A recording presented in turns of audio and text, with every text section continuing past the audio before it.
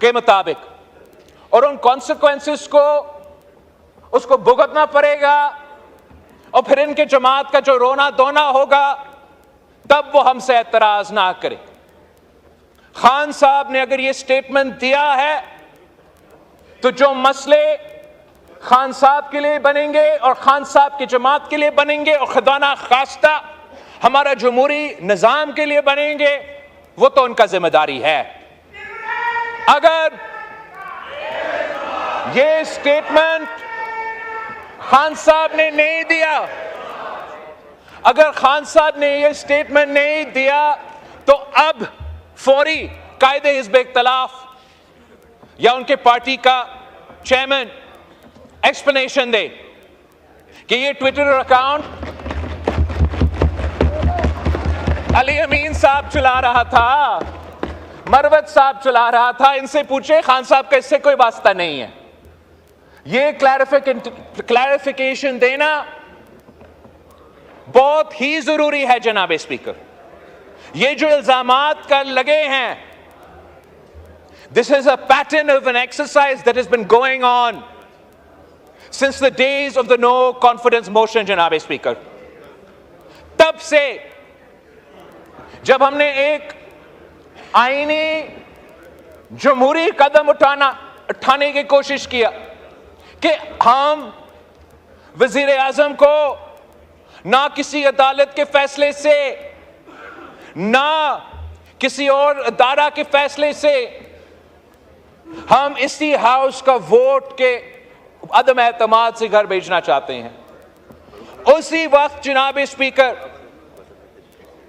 कुछ इंडिविजुअल्स जो हमारे एस्टैब्लिशमेंट के इदारे में मौजूद थे और कुछ इंडिविजुअल्स जो इस सियासी जमात से ताल्लुक रखते हैं, उन्होंने मिलकर एक साजिश शुरू किया, और वो साजिश एक ऑनगोइंग कू अटेम्प्ट था जनाब स्पीकर। उस कू अटेम्प्ट का पहला हमला हमारे अदम एतमाद को आर्टिकल 5 की बुनियाद पे रद्द करना, कॉन्स्टिट्यूशन का तोड़ना। उस कू अटेम्प्ट का दूसरा हमला जबरदस्ती किसी न किसी तरीके से आर्मी चीफ के अपॉइंटमेंट से पहले इलेक्शंस करवा दो। उस ऑनगोइंग कू का तीसरा हमला कि किसी न किसी तरीके से इस अपॉइंटमेंट का प्रोसेस का मुतनाजा करवा दे। एक कोऑर्डिनेटेड एफर्ट के मुताबिक जनाब स्पीकर मीडिया एंकर्स को लॉन्च किए गए, सियासतदान को लॉन्च किए गए, और अपना ही आर्मी चीफ के खिलाफ एक साजिश जारी था कि जो भी हो, यह शख्स जिसके बारे में कहा जाता है कि जब वो इंटेलिजेंस चीफ था उसने खान साहब का करप्शन पकड़ा था, जब वो इंटेलिजेंस चीफ था उसने वो करप्शन के सबूत खान साहब के सामने रखा कि आप एहतसाब की बात करते हो, आप इंसाफ की बात करते हो, आप इस पे एक्शन ले। इसके बजाय कि उस करप्शन पे एक्शन लिया जाए, उसने वो इंटेलिजेंस चीफ को हटा दिया जनाब स्पीकर। फिर उसने मिलके उसी अदारे के अहम शख्सियात के साथ मिलके ये साजिश करने की कोशिश की कि इस आईनी प्रोसेस को सैबोटाज करे, और ये साजिश वहां रुकता नहीं है जनाब स्पीकर। मैं उससे टाइम से पहले बात नहीं करना चाहूंगा, मैं हुकूमत का वजीर नहीं हूं, मुझे डिटेल शायद नहीं पता होगा, लेकिन जिस तरीके से इस वक्त तहकीकात चल रहा है, ये जो इनका फॉर्म 45, फॉर्म 47 का प्रोपेगेंडा है जनाब स्पीकर, इस पे भी एक बहुत बड़ा कहानी सामने आने वाला है। कुछ वो साजिश जिसने पहले अदम एतमाद को रोकना था, फिर चीफ का अपॉइंटमेंट को रोकना था, उस साजिश ने इस इलेक्शंस को भी डिस्टर्ब करने थे जनाब स्पीकर।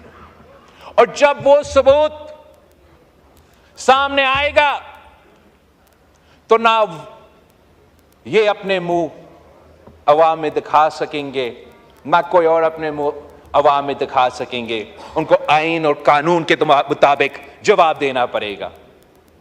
मैं एक बार फिर इस बात पे जोर देता कि जब भी जमहूरी जमातें जमहूरियत की तरफ एक कदम आगे बढ़ते हैं तो सोचना चाहिए कि ऐसे एक्सट्रीम पॉइंट, एक्सट्रीम बयान, एक्सट्रीम मौकिफ क्यों और कैसे लिया जाता है। यह सवाल हुकूमत और इत्तेहादी जमातों को अपने आप से भी पूछना चाहिए। मगर मैं पीटीआई से दरख्वास्त करता हूं कि आप इस बात पे आपका अपना पार्टी में यह तहकीकात करें, आप पता करें कि जब भी हम कोई पॉलिटिकल स्टेबिलिटी की तरफ जा रहे होते हैं, ये कौन साहब है जो आपके रैंक्स में है, जो खान साहब से ऐसे कोई बयान दिलवा देते हैं या ऐसे कोई कदम उठाते हैं जिसकी वजह से आपके मिसाइल में इजाफा होते हैं और पाकिस्तान के मिसाइल में इजाफा होते हैं। थैंक यू जनाब स्पीकर। जी, क्वेश्चन आवर हमने सस्पेंड किया है और जी